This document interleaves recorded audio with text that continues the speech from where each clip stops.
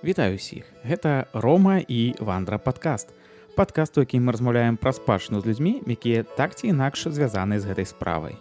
Сённяшнім эпізодам мы накіроўваемся на поўдзень краіны да альманскіх балот. Паміж балатамі і Прыпяццю цягнецца шэраг вёсак ад Давідгарадка да Турава. І сярод іх ёсць вёска Аздамічы. Пра Аздамічы шмат хто мог даведацца праз дзейнасць Александра Пархомова.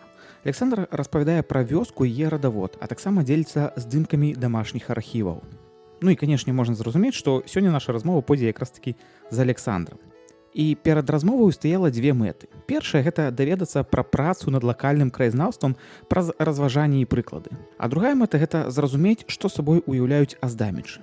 Дык вось, будзе гаворка пра блізасць да альшан, пра перабудову царквы і чаму ў той мясцовасці з'яўляецца ўсё больш зацікаўленых людзей. Аднак перад тым, як пачаць размову, важнае паведамленне. Калі вам падабаецца тое, што робіць праект Вандра, то падтрымайце дзейнасць праз падпіску на Patreon, Ko-fi, Boosty альбо набыўшы складанку «Дзень жыцця спадчыны». Гэта суперважна і істотна для таго, каб увогуле праект існаваў і каб была нейкая матывацыя далей працаваць і рабіць. Усе спасылкі будуць у апісанні, а мы пачынаем. Таму сядайце больш зручна і вандруем! Я трохі над тым таксама задумаўся, што паявілася першым, але здаецца, што перша была генеалогія. Я пачаў шукаць свае карані, пайшоў да сваіх старэйшых продкаў, якія былі жывыя на той момант. Это было, не ведаю, можа, каля 10 гадоў таму. І спытаў іх, што яны ведалі, запісаў гэта, і это не было так шмат. Звычайна добра, калі нашы старыя бабулі і дзядулі ведаюць штосьці да канца 19 стагоддзя. Гэта ўжо добры паказчык, бо часта зараз спатыкаю, калі размаўляюць з другімі людзьмі, што не ведаюць нават, хто да вайны іх продкамі быў. Ну і яны мне штосьці падказалі, не памятаю, што дакладна, але падказалі. І наступным крокам это было, што пошук дакументаў, якіх у царкве. Наша сям'я в добрых стасунках з нашым святаром. Я пайшоў да яго і спытаў, ці можа ёсць у царкве, якія захаваліся дакументы. На шчасце, в нашай Аздаміцкай царкве вельмі шмат дакументаў захавалася. Надзвычайна шмат, можна сказаць. Нават, вядома, большасць дакументаў не захоўваецца ў самой царкве. Яны засталі перададзеныя ў архіў, як гэта павінна быць па законам. Але некаторыя дакументы засталіся і ў самой царкве. І дзякуючы гэтым дакументам, гэта былі, напрыклад, якісь ведамасці канца 19 стагоддзя альбо, напрыклад, 1900 год. І дзякуючы гэтым дакументам можна было даведацца яшчэ некалькі пакаленняў, таму што там былі перапісы цэлай сям'і. Напрыклад, хто галоўны ў сям'і, яго дзеці і яго ўнукі. Можна было вельмі шмат дадаць да таго, што я ўжо ведаю.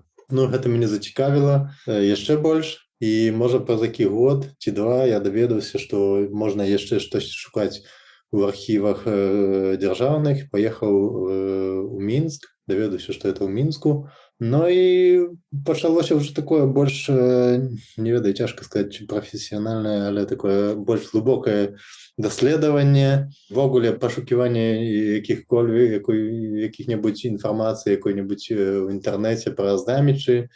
І спатыкаліся вельмі цікавыя рэчы, што, там, не ведаю, 150 гадоў таму наш які святар перадаў некі архіў тых часоў, некія рэчы, которые былі знойдзены на нашых землях, альбо што ў наша святара ў канцы 19 стагоддзя была дачка, якая стала потым праваслаўнай пісьменніцай, альбо яшчэ перад ім быў, хіба пасля яго быў таксама святар, у которого сын застаў якімсь там кандыдатам навук, і такія рэчы спаткаліся цікавыя. І гэта падштурхнула мяне, каб даведвацца шырэй пра Аздамічы, не толькі пра свае карані. І, можа, якось так паралельна я ўжо шукаў свае карані, выпісваў прозвішчы тых людзей, которые мне здавалася, што могуць быць маімі каранямі. Бо в архіве, калі працуеш, то вельмі маеш агранічаны час, мусіш паспець вельмі шмат дакументаў у кароткім часе паглядзець. Это такія тоўстыя кніжкі на, не ведаю, кніжка 30 сантиметраў таўшчынёй, и тебе дают 3-4 такие книжки, и у тебе 6 гадзін, каб это зрабіць, бо я прыязджаў з Брэста да Мінску на один день и пробовал это в один день все зрабіць. Ну и выписывал те фамилии, которые мне здавалася, что могут быть моими родными. Ну і потым аказвалася, што я знаходзіў ужо дакументы нейкіх сваіх сяброў, которые таксама з маёй вёскі там многія, і я калі знаходзіў, то ім казаў, што я такім займаюся, пабачыў такія рэчы. Вядома, шмат хто цікавіўся такімі дакументамі, і на гэты момант я ўжо не ведаю, можа амаль усім сваім сябрам зрабіў генеалагічнае дрэва, падказаў, не ведаю, до 10-го пакалення, што ў іх там адбывалася ў родзе. Калі апісвалі свой ты шлях да краязнаўства праз генеалогію, неяк замяліся, калі казалі там пра сябе як краязнаўцу. А ўвогуле, як вы сябе адчуваеце? Наколькі адчуваеце сябе лакальным такім краязнаўцам сваіх мясцін? Цяжка сказаць. Я не магу так пэўна сказаць, што я добра ведаю гістарычныя, як гэта адбывалася. Цяжка, я не маю гістарычнай адукацыі і не магу сказаць, што добра, я ведаю, што тады якраз была якая-нибудь рэформа Сталыпіна, і тады для этого хутары появіліся ў нас. Для мяне это трохі такое непэўнае, і я для таго не магу сцвярджаць, што это так было адназначна. Я больш базую на дакументах, чытаю, знаходжу, што тады радзіўся такі, і першы раз убачыў его, што от такі род паявіўся першы раз тады, і значыць, яны прыйшлі і сталі жыць во знамічах ад таго і таго дня. Тое, што знайду ў інтэрнэце, то я там стараюся паказваць людзям. Многія людзі са мной дзеляцца сваімі якімі-то здымкамі, таксама дзелюся з імі якімі-то фактамі, што гісторыя сямейная. Я думаю, што такія сямейныя гісторыі — это такая досць моцная крыніца гістарычная, таму што не захавалася дакументаў, а можа захавалася, але цяжка іх знайсці, которые маглі б апісваць, што нечый прадзед быў на якай там японскай вайне і там быў перакладчыкам і штосьці там уратаваў. Так што такія рэчы засталіся толькі з пакалення ў пакаленне перадаюцца. І цікава это знайсці. Калі знаходжу, то часам могу падзяліцца. Не ведаю, як акрэсліць, хто такі краязнаўца і якія характарыстыкі павінен мець, там можа і з'яўляюся, не ведаю. Вы зразу згадалі нейкі прыклад з японскай вайной, перакладчыкам. Гэта нешта, дакладна гэта не выдуманае, я так мяркую, з галавы.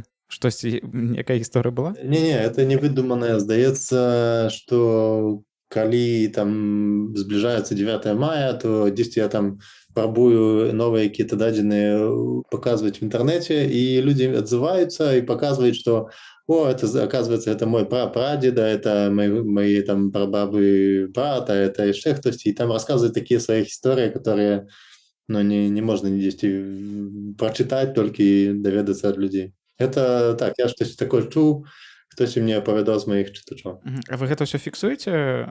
Дзесьці там, не ведаю, у нейкі агульны спіс там гісторыі ці нешта такое?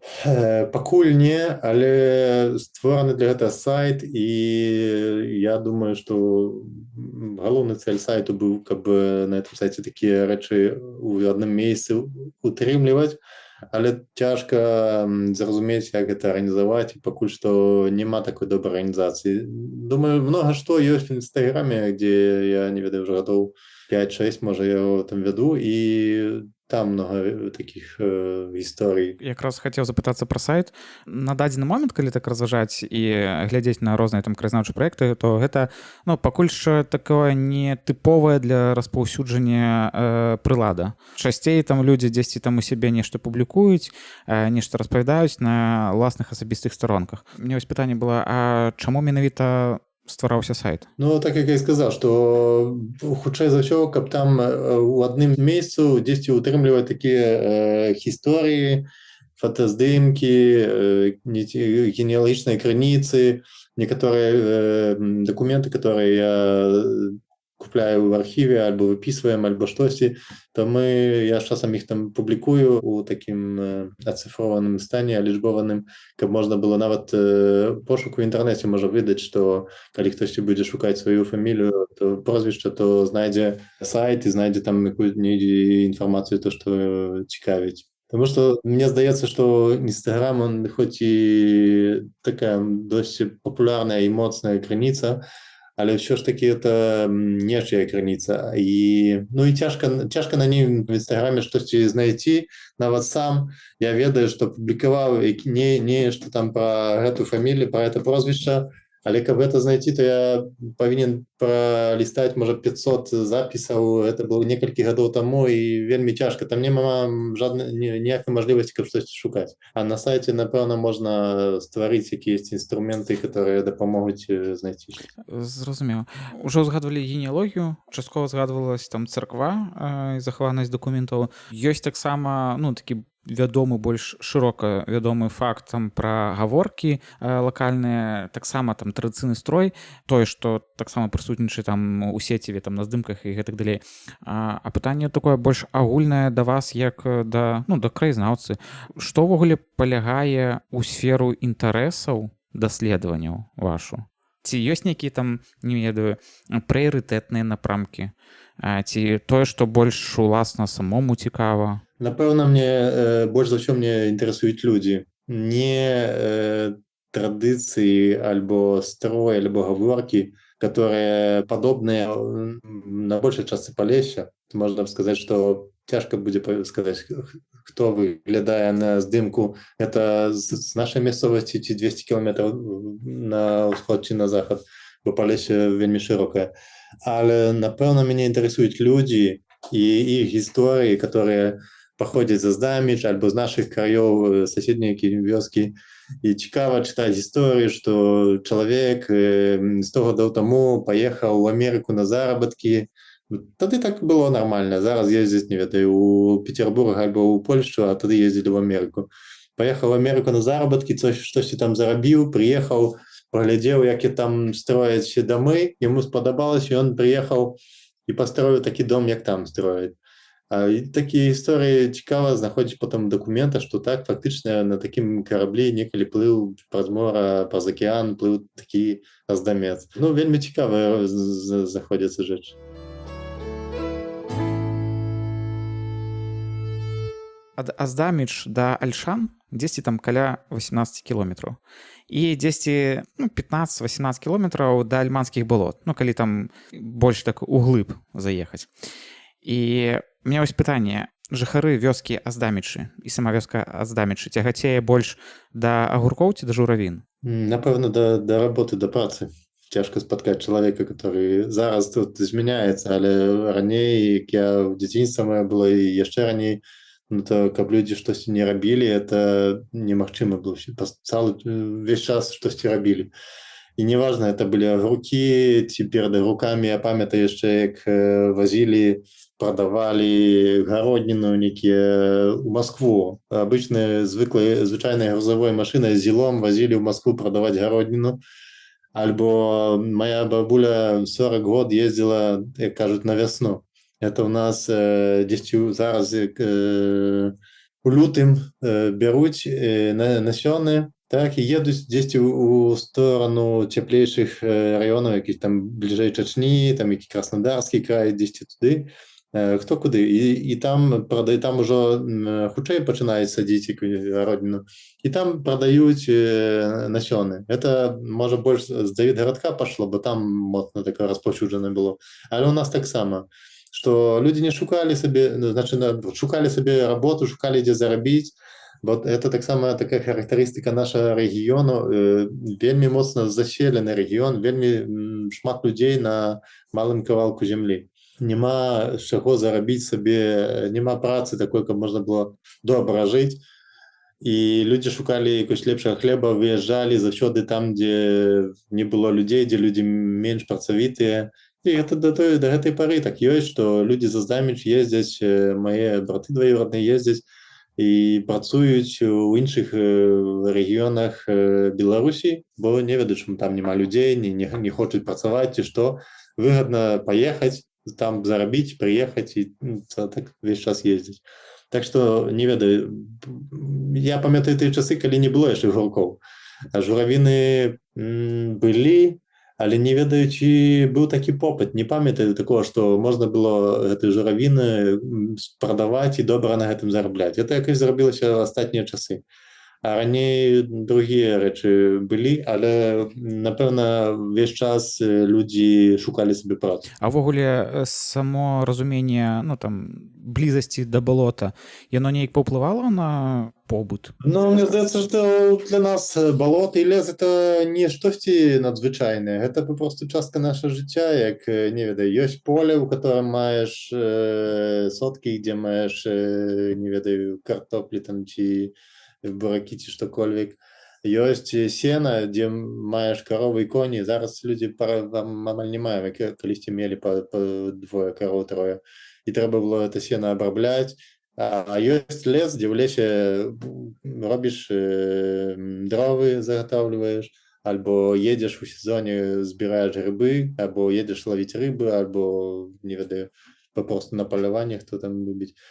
І это папросту частка жыцця, частка штодзённасці. Это не было штосьці якось там надзвычайна. Яшчэ, ну, калі пачалі размаўляць пра здамічы, згадаў пра альшаны, і ёсць другое пытанне, датычнае да аздаміча альшан. Досыць блізка месціцца альшаны, і там досыць вялікая суполка, не ведаю, як грамада пратэстантаў. То бок не ведаю, як сказаць, прыход, парафія. Наколькі гэта ўвогуле паўплывала на аздамічы? Ці мела гэта і мае гэта распаўсюд і на бліжэйшыя вёскі? І ці ўвогуле неяк гэта адчуваецца ў вёсцы? Так, напэўна, паўплывала праз астатніх 20 гадоў. Напэўна, я ведаю, што людзі пераходзяць у гэтую веру і збудавалі ў нас новы храм, не ведаю, як сказаць, дом малітвы, так? Збудавалі дом малітвы ў Аздамічах. Пакуль што, наколькі я ведаю, то там ходзяць і сцерабліч в гэты дом, але хіба збіраюцца таксама свой будаваць. Ну, паўплывала, вядома, паўплывала. Не ведаю чаму. Можа, якось там ёсць у них такая мэта, каб людзей прыцягваць. Таму што для мяне дзіўна, што людзі, которые спакон вякоў былі хтосьці больш праваслаўных, хтосьці менш, хтосьці там проста не хадзіў у царкву, але напэўна, это не прыпадкова, што перайшлі ў другую веру. Дзесьці хтосьці іх там запрасіў хіба. Я думаю, што можа у кагосьці радня жыве ў гэтых вёсках і ўжо ходзіць у другую веру, і запрапанавалі ім, што пабачце, у нас ёсць такія перавагі, ці што, я не ведаю, ці у нас скажуць так, а у вас так, а у нас больш правільна. Не ведаю, чым нават розніца, але напэўна у нас зрабілася ўжо трохі баптістаў, у нас кажуць. І мне здаецца, што это ўплывае больш карысна на людзей, так? Таму што ёсць шмат гісторый, дзе людзі ўжо так вялі не вельмі добры стыль жыцця, але прынялі эту веру, і гэта вельмі паўплывала карысна. Вы казалі на самом пачатку, што досыць добрых стасунках ваша сям'я з святарскай сям'ёй. Мабыць, вы ведаеце, гэтая тэма падымалася, уздымалася. А наколькі ўвогуле для святара і для царкоўнага прыхода ёсць гэта праблема? Вельмі цікавае пытанне. Не думаю, што хтосьці размаўляе так пра такія пераходы, што хтосьці бачыць у гэтым хоць якую-небудзь праблему.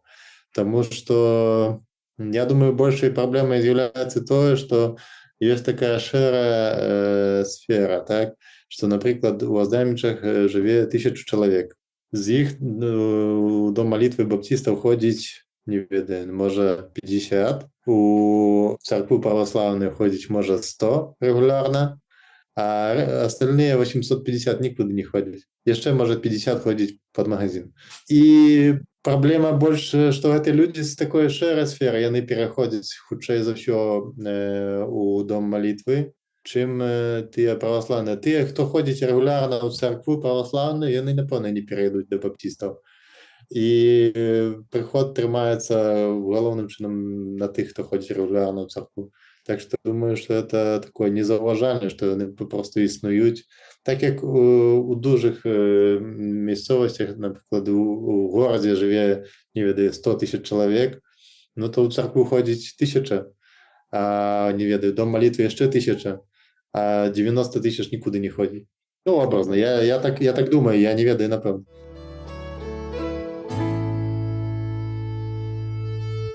А мы якраз царкву закранулі, і тут мне ёсць вельмі такое важнае для мяне, у прыватнасці, я думаю, што для пэўнай часткі грамадства таксама.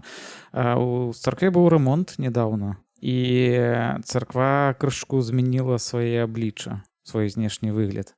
І мне вось цікава ваша меркаванне, ваша ўвогуле стаўленне, калі была крыху перабудавана царква. Наколькі ўвогуле вы былі здзіўлены ці абураны? Першая рэакцыя заўсёды якая такая даволі острая, бо я такі чалавек успыльчывы.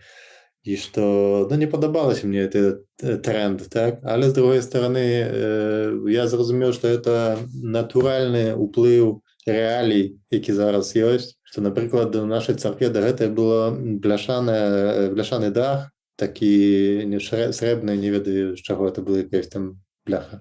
І я ўпэўнены, што 150 год таму гэтага даху не было. І што некалі быў драўляны дах, так як, напрыклад, у рамельскай старой царкве гонтавы дах. Гэта заўсёды быў такі драўляны гонтавы дах, так? У багацейшых царквах, можа, быў які дубовы, у дзешавейшых, можа, які іншы. Але некалі прыйшоў такі час, што ўплыў такі быў, што паставілі гэты металёвы дах і выглядала зупэўна іначай, ніж усе царквы, хто тады ведаў. Але быў такі тренд часу, не ведаю, калі это было, у якіх гадах. Цікава нават, бо все здымкі царквы, якія я бачыў, былі ўжо з такім дахам металёвым. Так што, я думаю, можа, дзесьці ў польскія часы было зроблена цікавей. Так што, ці мне это падабаецца? Не падабаецца. Але я это так прыняў, што это, такія часы, што зробіш. На жаль, зроблены і іншыя там рэчы. Дах толькі відаць здалёк, а ў сярэдзіне зроблены пластикавыя дзверы вставлены, которые не вельмі прыгожыя. Яны вельмі функцыянальныя, так? Яны вельмі добрыя, яны утрымліваюць цяпло, таксама і окны пластикавыя вставлены.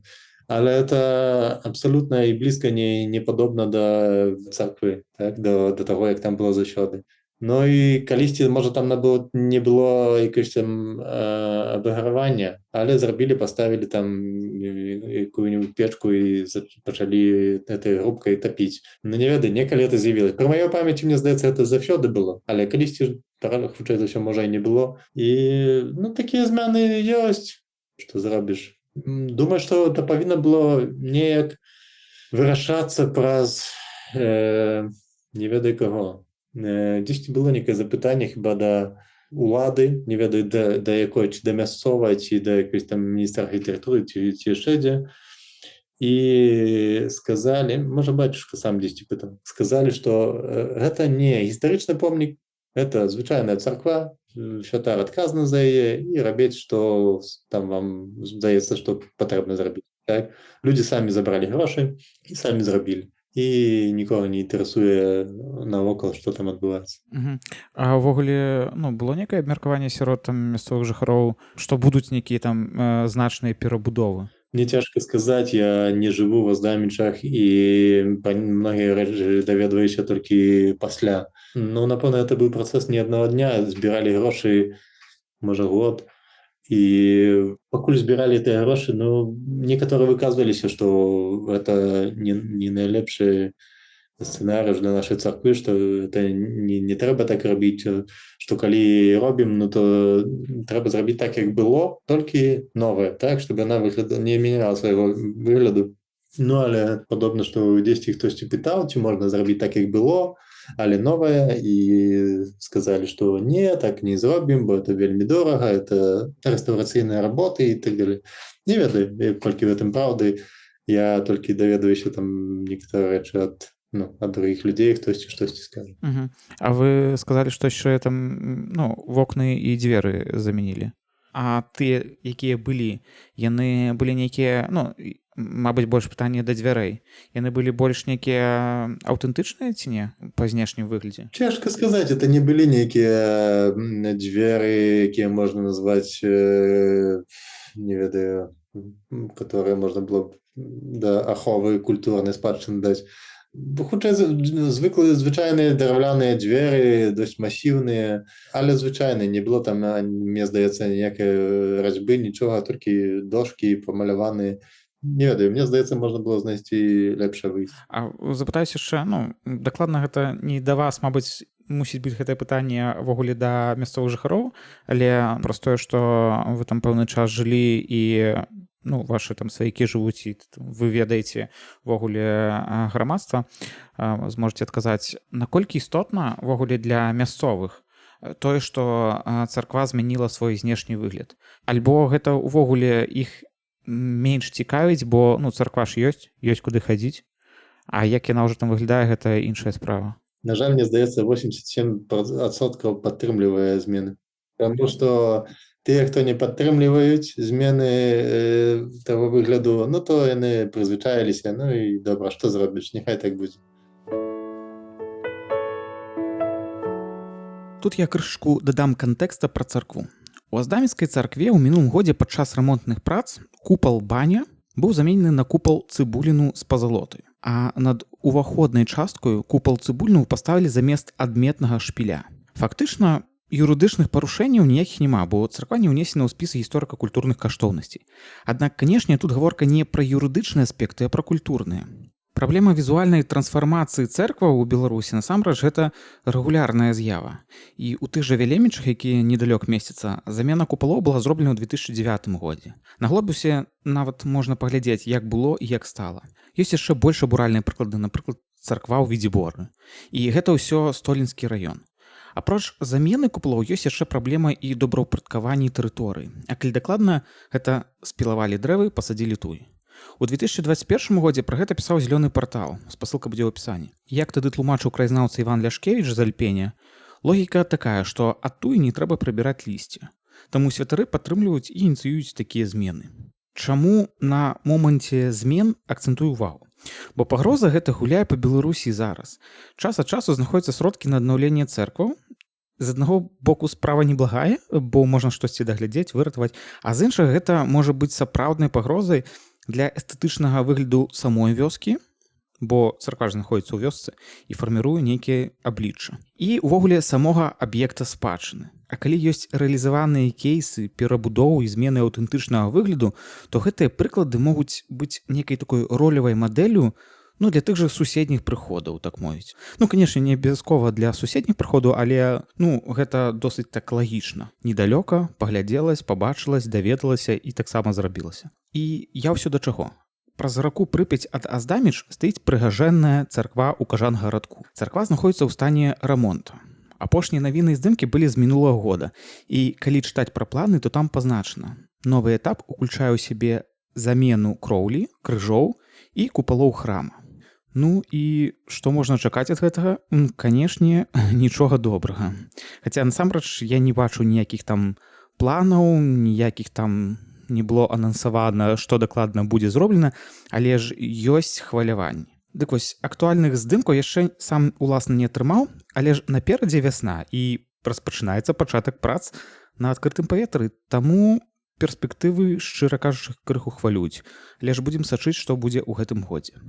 Так ці інакш, тэма трансфармацыі цэркваў – гэта тэма асобнага і, шчыра кажучы, запланаванага эпізода падкаста.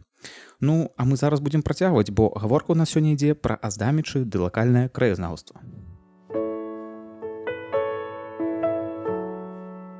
Пра стаўленне грамадства і пра стасункі з грамадствам. Вы часта ў соцсетках там пішаце, звяртаецеся да мясцовых жыхароў, то бок там каму, мабыць, штосьці там пашукаць у радаводзе, ці хто ведае там, хто на здымку і гэтак далей. Мне вось пытанне, як увогуле мясцовыя жыхары, а як правільна будзе, аздамцы? Аздамцы, так. Аздамцы. Як яны увогуле успрымаюць вашу дзейнасць і ваш інтарэс? Яны падзяляюць, яны падтрымліваюць, яны, не ведаю, ігнаруюць? Я думаю, што большасць падтрымліваюць. Можа маладыя тыя не ведаю хто ў школу ходзіць яшчэ альбо не ведаю студэнты, то ім это мала цікава, бо іх жыццё цікавейшае могуць і там альбо загараць штосьці на тэлефоне альбо мае там не ведаю хлопцы з дзяўчатамі.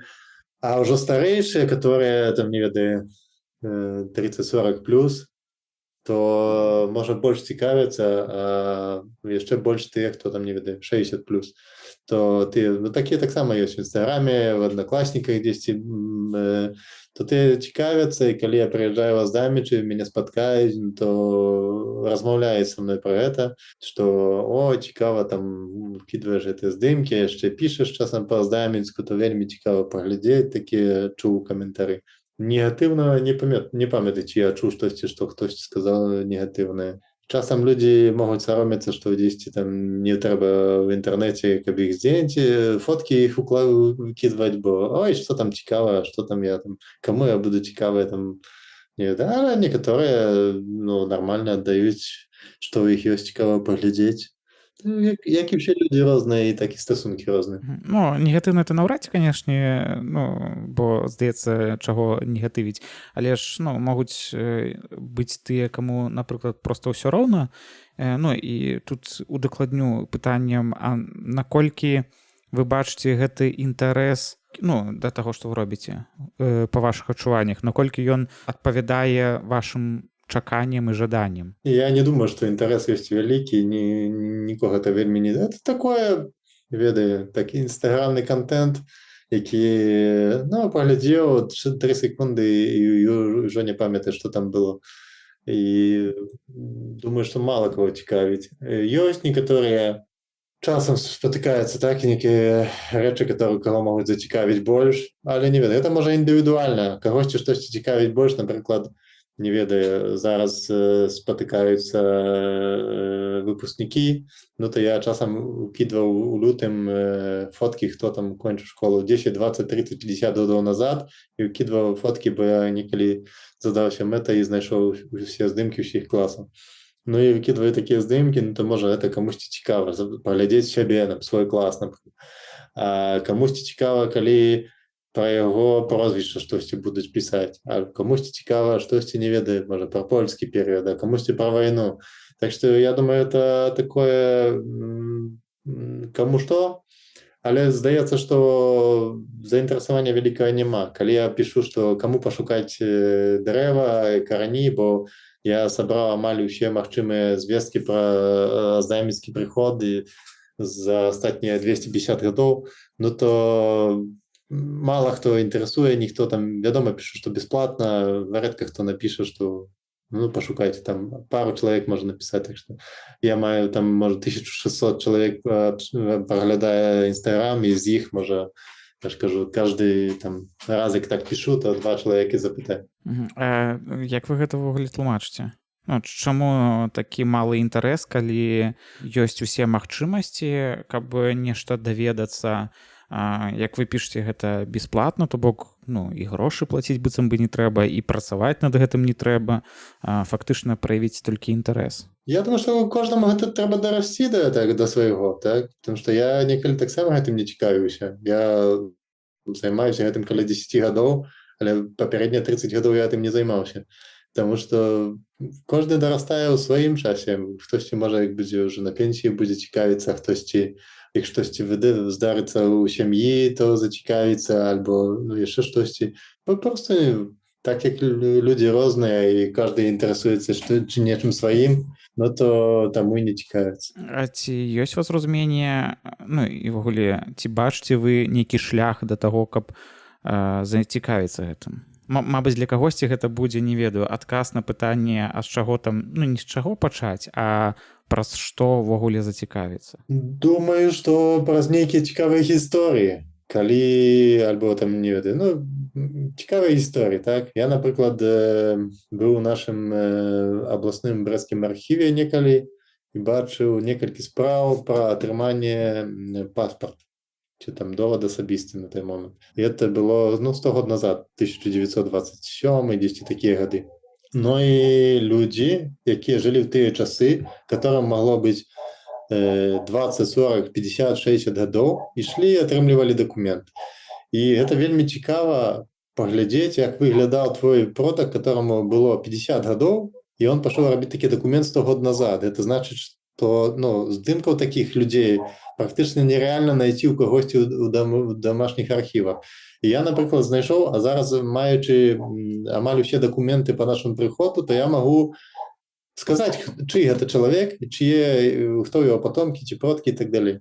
І некалі, напрыклад, недавно укладваў такія гісторыі, што вось я маю такія здымкі гэтых даводаў асабіста, што такі чалавек, там Кудлашевіч, альбо, не ведаю, Сямейка, альбо Тарчыла, і выкінуў некалькі такіх спраў, там напісана, як ён выглядаў, ёсць яго фотка, не ведаю, што там яшчэ, хто бацькі, калі нарадзіўся. Пішу, і потым пачаў шукаць, хто это, і там піша моя настаўніца, што «Ой, гэта моя бабуля, я ніколі не бачыла, як яна выглядае, вельмі цікава». Ну і такое, настаўніцы ўжо зараз 60 з нечым, не ведаю, 65, можа, 60. І такія гісторыі, я думаю, што могуць прыцягнуць увагу, калі штосьці цікавае кажацца пра нечый род, пра яго карані, то, напэўна, хтосьці цікавы. Ну так, але фактычна, каб самому знайсці гэты здымак і гэты справы па атрыманні пашпарту, то гэта трэба пайсці ў архіў альбо там напісаць у архіў запыт. І гэта яшчэ патрэбен крок. Альбо вось праз кагосьці звонку. Хтосьці гэта зрабіў, падзяліўся гэтым, і, мабыць, гэта некі народзіць інтарэс.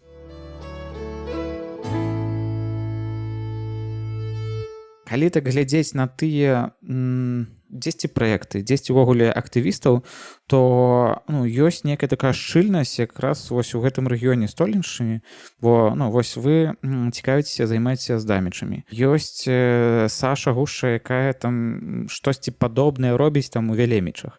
А ёсць, яно там дакладна не вызначана лакалізацыя, але ж зашмат здымкаў там з Церэбліч ёсць адпаведны там, здаецца, інстаграм-аккаунт, ідзе там у асноўным здымкі з Церэбліч, хаця там агулам пра Палесе кажуць. Калі паглядзець на мапу, то гэта ўсе вёскі, як неяк так вось групкаю сядзяць. А ці ёсць разуменне ўвогуле, чаму так у вашым рэгіёне так шмат, не ведаю, як казаць, актывістаў, краязнаўцаў, людзей, якія цікавяцца там людзьмі, гісторыяй, культурай, і побытам? Я думаю, што мы адзін для аднаго таксама матыватарам з'яўляемся. Таму што я пачаў рабіць сваю старонку пасля Вялеміч, пасля Сашы, а яе хіба гістарычная адукацыя, штосьці такое, калі не памыляюся, яна больш прафесійна, можа, падходзіла да гэта, і даўней пачала. Я паглядзеў, файна, цікава, можна было б штосьці пра здамічы, напэўна, у мяне з'яўляецца штораз больш інфармацыі, мог бы таксама дзяліцца нечым. І зрабіў. А з Церэбліч Палешукі я ведаю, хто вядзе, і яна таксама ўжо пасля мяне пачала весці. І таксама я ёй дапамагаў зрабіць дрэва з дакументамі і падтрымліваем сувязь. То бок вы схіляецеся да таго, што гэта як такі ланцужок адзін за аднаго чапляючыся і яно разрастаецца? Мне так здаецца, так, што мы трохі такімі матыватарамі адзін для аднаго паслужылі. То бок фактычна, калі так перакладаць на іншыя мясцовасці, то гэта можа спрацаваць дзесьці там на Віцебшчыне, калі хтосьці штосьці зробіць і падхопіць хтосьці з боку? Так, я думаю, што зараз вельмі такі моцны праект быў Аполікіна, так? Не ведаю, як там расказвала пра Гополь, так? І зрабіла кніжку нават, і такі досць гучны праект. Я думаю, што на Віцебшчыну таксама можа дайсці. Чаму не? Здаецца, учора я размаўляў з чалавекам з Рамля. Гэта таксама пару вёсак далей паміж Аздамічамі і Альшанамі. То ён таксама кажа: дзякуй вам, цікавую працу робіце, я хачу штосьці такое рабіць пра Рамель. Цікава, чаму не? А гэта вас неяк матывуе яшчэ больш і разнастайней там рабіць?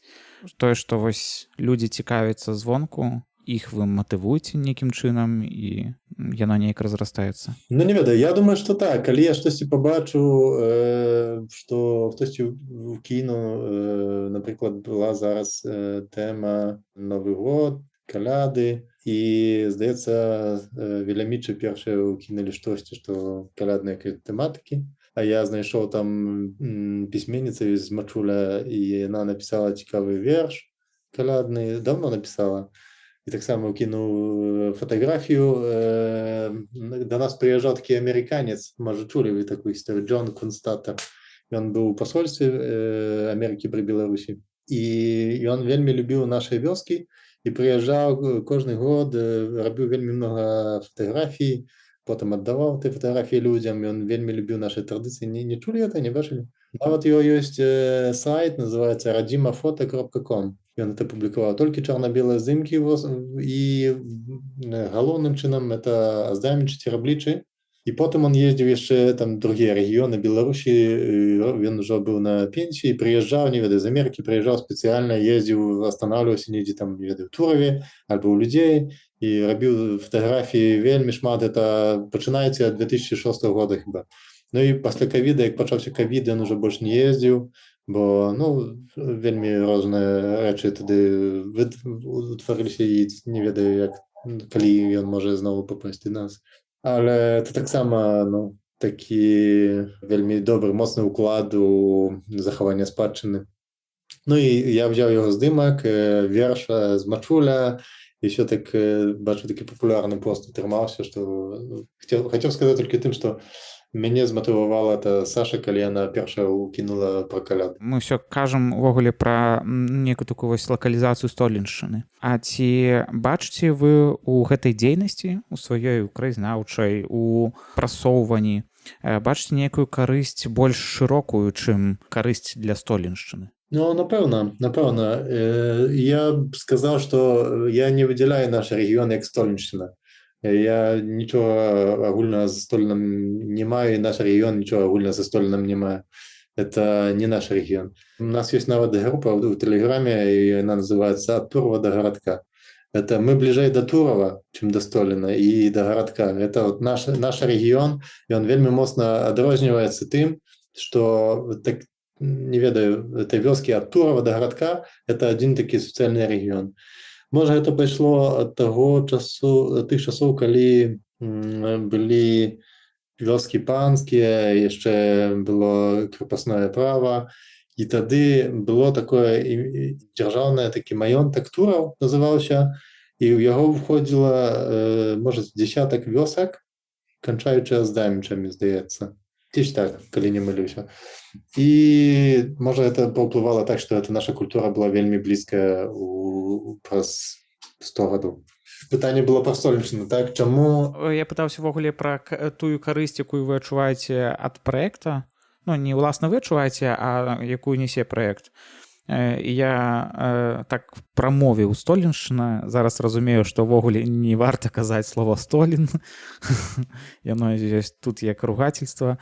Тая карысць, якая ідзе ад праекта, ці адчуваецца, што яно карысна неяк увогуле там для іншых рэгіёнаў Беларусі, ці ўвогуле для гісторыі, для культуры Беларусі? Я думаю, першае, што можа быць першая карысць, это матывацыя других людзей на тварэнне чагосьці падобна, на дзяленне дамовых архіваў якім-нибудь, на тое, штосьці пасабіралі, каб, напрыклад, не ведаю, у многіх школах, я думаю, ёсць нейкія лакальныя музеі.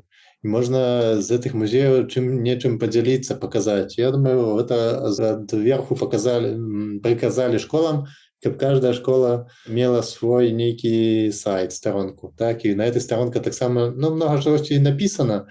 Я думаю, што многа чагосьці можна знайсці на такіх старонках, пашукаць. Але думаю, што першая карысць – это матывацыя другіх. Другая карысць – ўсё-такі захаванне. Калі штосьці в інтэрнэт трафіць, то шансы на тое, што это не знікне на маім камп'ютары большае, што недзе хтосьці сабе запіша, знойдзе. Мне часто пишут наставники альбо школьники, студенты, которые некие працы пишут про родовод, про краязнаўчую частку. И пытаюсь, можно я возьму такие здымки, альбо я там расскажите мне то-то-то. И так само это распаўсюджванне атрымліваю. Так само спотыкаецца, калі штосьці напишешь в интернете, бо, напрыклад, у нас в рэгіёне з'явіўся такое цікавае было выдарэнне, як мерлінскія хутары. Яны паўсталі з ніадкуль, яны зніклі нігдзе. Так? І это было праз 2-3 пакаленні. І цікава, што зараз людзі раз'ехаліся вельмі па ўсім свеце паўсюды. Ну і дзякуючы таму, што я штосьці дзесьці выкладваю в інтэрнэце, пішу, і людзі могуць у пошуку пісаць сваё прозвішча і знайдуць інфармацыю, што так, это мой прадзед некалі жаніўся там, в Аздаміцкай царкве, хрысціўся і будуць штосьці ведаць пра свой род. Таксама, калі даведаюцца пра свае, ну, это ўжо можа другое, так, ведаць пра сваіх продкаў, што гісторыю сваю не тое, хто быў па прамой лініі, а можа, якія больш цікавыя факты. Так? Напрыклад, у майго прапрадзеда было 8 дзяцей, з которой засталася жывая толькі адна моя бабуля, бо ніхто з іх больш не заставіў. У той бабулі ўжо 2 дачкі, і ў 2 дачок засталося 3 дзяцей. І з 8 засталося, скажем, толькі адна дачка, так, і такіх гісторый вельмі шмат. Увогуле пагаджаюся. Адзінае, што вось, ну, вы адказалі на гэта пытанне на самым пачатку, і хочацца ізноў-такі вернуцца. Калі я пытаўся у вас пра сферу інтарэсаў, то вы казалі пра людзей, пра гісторыю людзей, і, ну, па сутнасці мы вельмі часта кажам вось пра генеалагічны напрамак дзейнасці. І вы казалі, што не так менш цікава, там, тыя ж гаворкі, традыцыйны строй і так далей.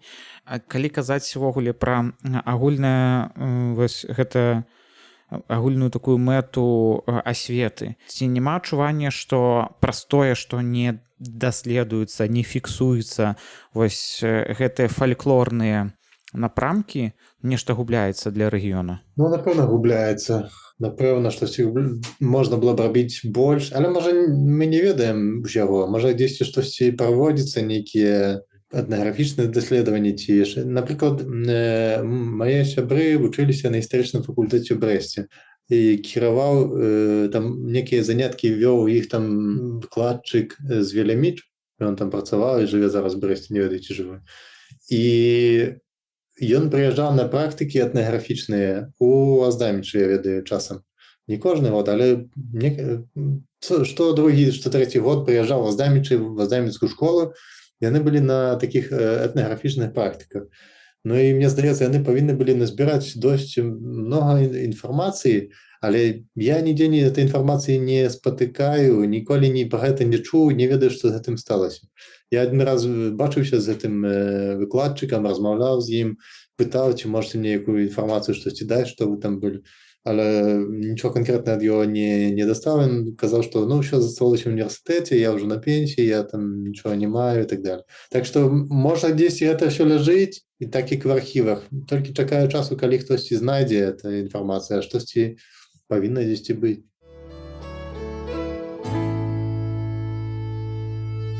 Наколькі вы ўвогуле задаволены тым, што робіцца? З пункта гледжання, не ведаю, глыбіні і якасці. Тым, што я раблю? Так. Не, я не задаволены тым, як гэта выглядае з кропкі бачання такі краязнаўчай. Мне здаецца, што можна было б больш якасна гэта якасць паказаць людзям і на тым жа сайце якасць мець гэта ўпарадкавана. Гэта мне не падабаецца. Напрыклад, я бачу, там ёсць яшчэ адзін даследчык з Веляміч, Саша Слуцкі, і ён зрабіў сайт Веляміч, і там штосьці таксама апублікаваў цікавыя рэчы. Хаця б так, як у яго, мне было больш цікава. Але з пункту бачання генеалагічнага, я думаю, што зрабіў вельмі шмат, гэтым я вельмі задаволены, тому што, ну, я маю больш 90% таго, што даступна в архівах, то у мяне ўжо ёсць, і я гэтым вельмі задаволены, што я ведаю практычна пра ўсіх аздамцоў, што ідзе, калі ідзе, праходзіла і было.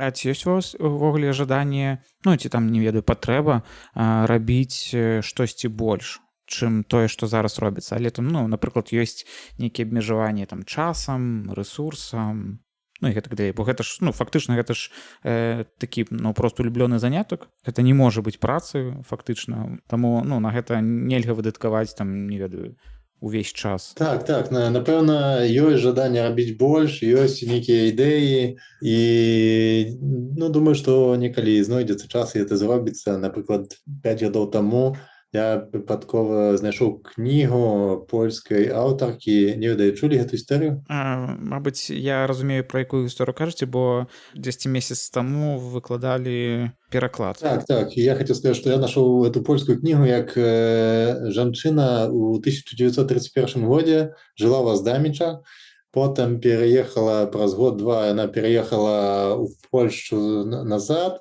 яна была там у такой камандзіроўцы з мужам.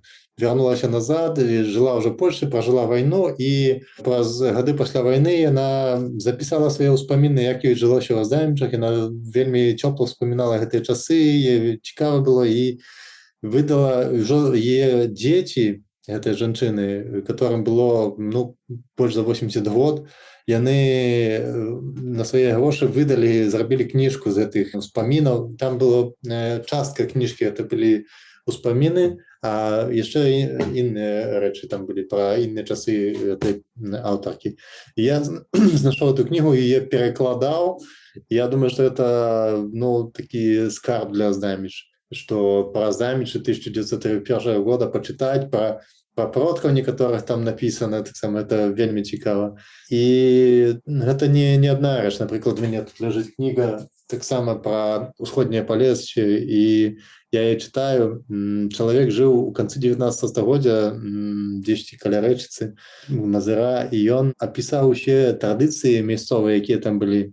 І я зараз хацеў бы эту кнігу таксама перакласці на беларускую мову, каб людзі пачыталі, бо я, напрыклад, бачу, там чытаў частку пра пахаванне чалавека, калі чалавек памірае, як гэта рабілася. Я чытаю, я ўспамінаю гэтыя традыцыі, это толькі было пераказана з пакалення ў пакаленне, гэта ніхто нідзе не запісваў, это нідзе не было нікому якось там навучана, толькі я ж кажу, ад старэйшых да малодшых перадавалася. І вельмі цікавыя рэчы, як гэта ўсё праходзіла, і мам такую помысл, што я эту кнігу некалі перакладу і будзе апублікавана. А ёсць нейкі помысл, каб не перакласці, напісаць? Былі думкі, каб напісаць, не ведаю што. Я думаю, што хацеў бы збіраць такія гісторыі розныя, которые знаходзяцца пра Аздамцоў альбо там Цераблюкоў, Карочаўцаў і так далей. І калі этой гісторыі збіраць, захоўваць да іх якія фатаграфіі, і таксама, не ведаю, взяць кніжку той аўтаркі, што была, дапоўніць сваімі якім думкамі, то можна было б зрабіць такую нармальную кнігу пра Аздамічы, пра Аздамцоў розных часоў.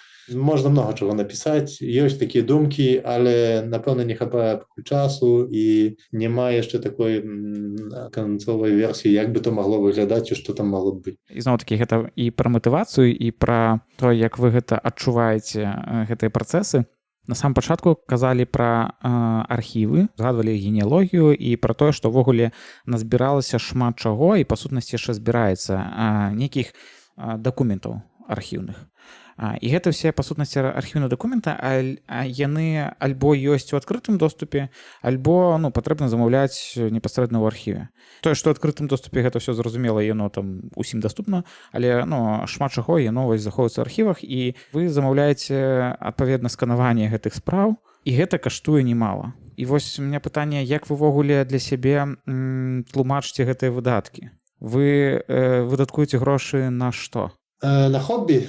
Я займаюся гэтым з вялікай цікавасцю, і калі я штосьці раблю для сябе прыемнае, то мне не так шкода этой грошы, па-першае. Па-другое, па апошнім часам мне пачалі памагаць, таму што першыя гады я ніколі нікога не браў ніякіх грошай.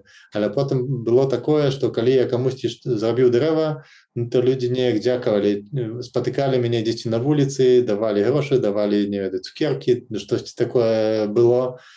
І потым падумаў, што калі ёсць у людзей магчымасць дапамагці, а я гэта купляю, часам себе агранічваешся, напрыклад, купляю раз на месяц, і ты заказваю дакументы, і раз у месяц я сабе магу выдаць, напрыклад, 100-150 рублёў і нармальна пражыву.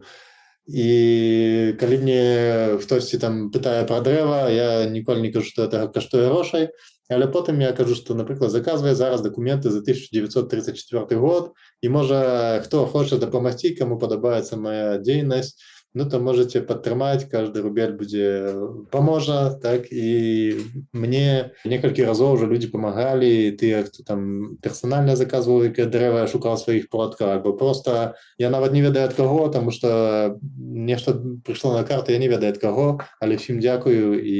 Але напэўна большая часть, значна большая часть это ідзе з власных грошай, і тлумачу это так, як я маю цікавае хобі, і не шкада на это трохі грошай.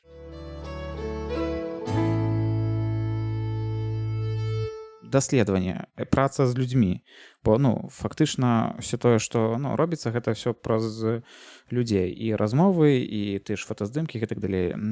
Вось там сайт, замовы ў архівах, збіранне грошай і гэтак далей. Гэта выдаткуе шмат часу. Гэты ж час можна было б неяк правесці інакш. І вось тут пытанне, навошта ўсё гэта робіцца і адкуль матывацыя бярэцца? Навошта робіцца? Робіцца для того, што мне это падабаецца, і падабаецца многім людзям.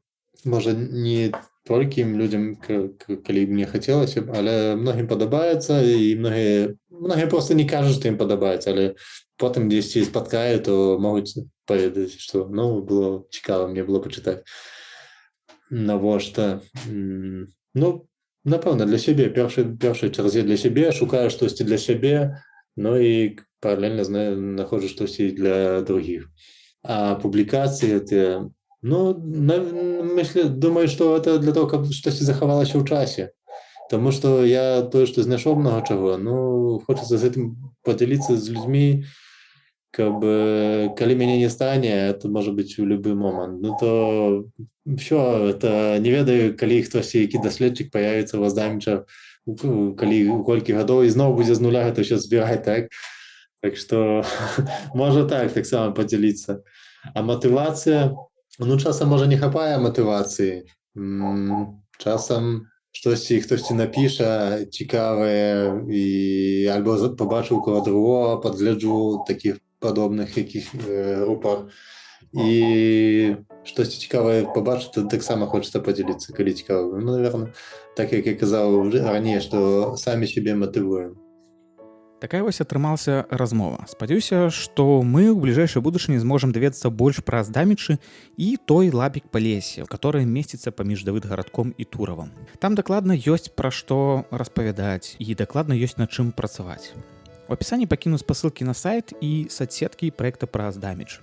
Таксама ў апісанні будуць спасылкі на сайт з фотаздымкамі, які ўзгадаў Саша, і, канешне, на тыя спосабы, як можна падтрымаць праект Вандра.